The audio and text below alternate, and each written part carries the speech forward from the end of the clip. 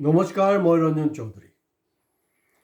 মুখ্যমন্ত্ৰী ইতিমধ্যে কৈছে যে জুবিনৰ 10% অনুৰাগী মোৰ ফালে গুচি আহিছে। অক্টোবৰ মাহত কৈছে যে আপোনালোকে মন কৰিব। তাৰমানে ইলেকশ্যন মানে অহা বছৰ এপ্ৰিল, নৱেম্বৰ, ডিচেম্বৰ, জানুৱাৰী, ফেব্ৰুৱাৰী, মাৰ্চ, এপ্ৰিল 60। ইয়াৰ অৰ্থ হ'লটো যে 60ৰ পৰা 70% যে অনুৰাগী কিন্তু তেওঁৰ ফৈদৰ সৈতে কাম কৰিব, আৰু এইটো মই দেখা পাইছোঁ। মুখ্যমন্ত্ৰীৰ এনালাইচিছটো ভুল নহয়। তেওঁলোকে গম পাই গ'ল যে অক্টোবৰত যেতিয়া কৈছে যে 10% আহি গৈছে মোৰ ফালে, মোৰ অনুৰাগী হৈছে, তো স্বাভাৱিকতে 60ৰ পৰা 70% অনুৰাগী তেওঁৰ ফালে কাম কৰিব 2026 ইলেকশ্যনত। এয়া জল পট।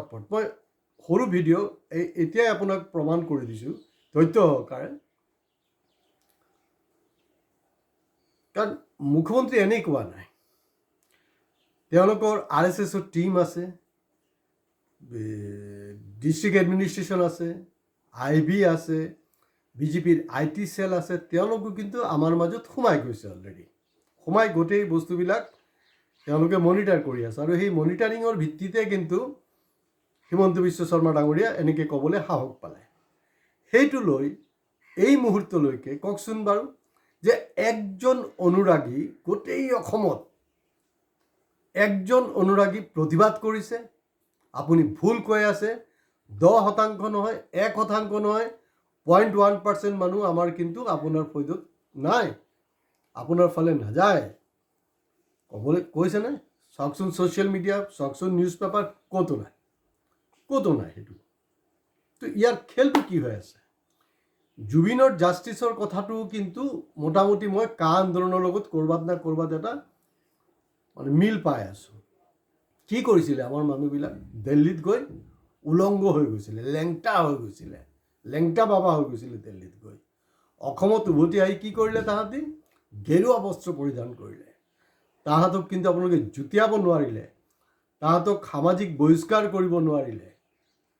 জুবিনৰ ভাষাত ঘণ্টা আকৌ বিজেপিক তহঁতি ভোট দিলি, মই মানা কৰা স্বত্বেও বিজেপিক আনিছ উইথ এবছলিউট মেজৰিটি।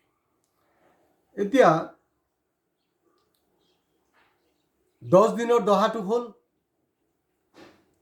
11 দিনত যি ঘৰুৱা পৰ্ব আছিলে সেইটোও হ'ল, সেইটোও মোটামুটি ৰাজহুৱাকৈ হৈ গ'ল। তাৰপিছত এই যে এটা কথা নাই জানো যে অতিভক্তি চোৰৰ লক্ষণ, এই স্মৃতি তৰ্পণ, আকৌ শ্ৰাদ্ধ, আকৌ এইবিলাকতো কৰাৰ কথা নহয়। সেইবিলাকে হ'লগৈ ভণ্ড, আৰু সেই ভণ্ডখিনি কিন্তু লাহে লাহে এইটো হিমন্তৰ ফালে কনভাৰ্ট হৈ আছে। মই আজি ডাঠিকৈ কাৰণ কা আন্দোলনৰ পৰা মই দেখি আছোঁ কাৰবাৰটো মানে ক'ৰবাত না ক'ৰবাত মানে এটা মিল আছে। গোসাঁই সমাজে শ্যামকানু মহন্তৰ পৰিয়ালক, মানে মহন্ত পৰিয়ালক সামাজিক বহিষ্কাৰৰ দাবী কৰিছে। মোৰ কথাটো হ'ল অকল গোহাঁই সমাজ কেলে, গোটেই অসমৰ সমাজ বা অসমৰ যদি সঁচাকৈ যিমান অনুৰাগী আছে জুবিনৰ, তেওঁলোক অকল মহন্ত বুলি নহয়, সেই ঘটনাৰ লগত জড়িত সকলোৰে সামাজিক বহিষ্কাৰ কৰাটো বাঞ্ছনীয়। আৰু আটাইতকৈ ডাঙৰ কথাটো হ'ল যে জুবিনৰ মৃত্যুৰ পিছতো কিন্তু হিমন্ত বিশ্ব শৰ্মা ডাঙৰীয়াৰ মিটিঙত কোনো ধৰণৰ প্ৰভাৱ পৰা নাই। লাগিলে আপোনালোকে হিচাপ কৰি চাব, তাত কিন্তু আৰু মানে জনস্ৰোতটো আৰু বাঢ়িছে। তো এইটো কি হৈ আছে? জুবিনৰ ভাষাত কি ঘণ্টা হৈ আছে? আপোনালোকে চাওকচোন, এইটো কাৰবাৰটো কি হৈছে? কাৰবাৰটো এই কোনো কথা হ'ল নেকি? যদি বহিষ্কাৰ কৰিবলৈ আছে, কাৰণ মুখ্যমন্ত্ৰী যিজন নেকি ইণ্ডিয়াৰ আটাইতকৈ পাৱাৰফুল মানুহ, তেওঁ ইয়াত কি কৰি আছে? তেওঁ এতিয়ালৈকে ছিংগাপুৰলৈ কিয় যোৱা নাই? আৰু ডাঙৰ প্ৰশ্নটো হ'ল, প্ৰাক্তন মুখ্যমন্ত্ৰী সৰ্বানন্দ সোণোৱালৰ ঘনিষ্ঠ একজনে, কাৰণ আচলতে এইটো সৰ্বানন্দ সোণোৱালৰো কথা হ'ব চাগে, তেওঁ ক'বলৈ অলপ টেকনিকেল অসুবিধা আছে তেওঁলোকৰ দলৰ ফালৰ পৰা, তেওঁৰ ঘনিষ্ঠ একজনে, কাৰণ ইতিমধ্যে অলৰেডি পেপাৰে ওলাইছে, কৈছে যে SIT যে গঠন কৰা হ'ল, তাত যি প্ৰক্ৰিয়াত কাম কাজ হৈছে সেইটো সন্তুষ্ট নহয়। আৰু আন্তৰ্জাতিক এনেকুৱা কি আইন আছে? কাৰণ যিটো মই বহুত আগৰ পৰা কৈ আছোঁ, সেইকাৰণে কৈ থাকোঁ যে বন্ধুসকল, আপোনালোকে 19 ছেপ্টেম্বৰৰ পৰা মই ধাৰাবাহিক জুবিনৰ ওপৰত কৰি আছোঁ, আৰু এই মেচখন ড্ৰ হ'ব নিদিওঁ, আৰু এই মেচখন আমি জিকি দেখুৱাম। তাৰ কাৰণে আপোনালোকৰ সহযোগ দৰকাৰ। সেইটো কাৰণে মই বাৰে প্ৰতি কৈ আছোঁ যে ভিডিঅ' মেক্সিমামৰ পৰা মেক্সিমাম শ্বেয়াৰ কৰক। আমাৰ ভিডিঅ' শ্বেয়াৰ কৰাটো বহুত বাঞ্ছনীয়। মই দেখিছোঁ এই চান্সত কিন্তু বহুতে ডেন্সো কৰি আছে, ছ'চিয়েল মিডিয়াত কামাবলৈ ব্যস্ত হৈ আছে।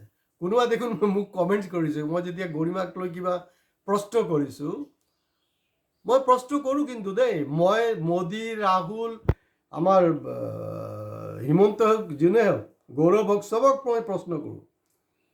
যাৰ যোনটো ভেজাল আছে মই কওঁ, চিধা চিধি কথা। তো এতিয়া গৰিমাও কৈ আছে না, যোৱা 21টা দিন কেনেকুৱা মই হেৰি কৰিছোঁ মই জানো। ঠিক আছে, কিন্তু যি ডিমাণ্ডছবিলাক আহি আছে, আপুনি সেইটো লাইনত কথা নাপাতে কেলে? যদি বিজেপিৰ নেতাই ক'ব পাৰে যে SITৰ প্ৰক্ৰিয়াটো ভালকৈ হোৱা নাই, আৰু কি এনেকুৱা আন্তৰ্জাতিক আইনৰ বাধ্যবাধকতা আছে যে ছিংগাপুৰৰ পৰা এতিয়া এই মুহূৰ্তলৈকে কোনো ধৰণৰ তথ্য পাতি কালেক্ট কৰিব পৰা নাই, এই কথাখিনি গৰিমাই ক'ব লাগে। গৰিমাও কোৱা উচিত। গৰিমা সেইটো লাইনত নকৈ আধ্যাত্মিক কথা পাতি কোনো লাভ নাই। হয়, যেতিয়া মই গৰিমাক ডাইৰেক্ট কুৱেশ্যন কৰোঁ, তেতিয়া মোক দেখিছোঁ, মোক কমেণ্ট বক্সত লিখিছে যে আপুনি চামকানু মানুহ হয় নেকি? ঘণ্টা, মই চামকানু মানুহ নহয়, মই কাৰো মানুহ নহয়, মই জুবিনৰ অনুৰাগী নহয়, ভণ্ড অনুৰাগী নহয়, কিন্তু মই জুবিনৰ মানুহ হয়। মই জুবিনৰ মানুহ ৰঞ্জন চৌধুৰী। সেইকাৰণে 19 তাৰিখৰ পৰাই মই জুবিনৰ লগত মোৰ কি সম্পৰ্ক, সেই তাৰ সম্পৰ্কে কিন্তু ব্যাখ্যা কৰিছোঁ। গতিকে প্ৰতিটা এপিছ'ডত আৰু ব্যাখ্যা কৰি আপোনালোকক আমনি কৰিবলৈ খোজা নাই, এইটো ধাৰাবাহিকভাৱে মই কৈ আছোঁ। আপোনালোকে প্ৰতিটা এপিছ'ড চাব। সম্পূৰ্ণ নোচোৱাকৈ কমেণ্টছ প্লিজ আপোনালোকে নিদিব। মানে অতি জ্ঞানী দৰকাৰ। কা আন্দোলন আমি দেখিছোঁ, অসম আন্দোলন আমি দেখিছোঁ, মইতো দেখিছোঁ ৰে বাবা। এই গুটকা খোৱা পাৰ্টিকেইটা হয়তো দেখা নাই, গুটকা খাই পটককৈ কিবা এটা কমেণ্ট দি দিছে, কমেণ্ট দিছে। কোনোবাই কৈছে বুঢ়াটো, আৰে দম আছে মোৰ লগত মৰ্ণিং ৱাকত ওলাবি, কোন বুঢ়া কোন জোৱান হয় মই ওলাই দিম। বুঢ়াটো তই জৱান হৈ কি ঘণ্টা কৰি আছ? এই মুহূৰ্তলৈকে হেৰি হিমন্ত বিশ্ব শৰ্মাৰ সভাত য'ত নেকি যি টি বকি আছে, তাত গৈ কিবা প্ৰতিবাদ কৰিব পাৰিছে? নোৱাৰে, দম নাই, ইহঁতৰ দম নাই।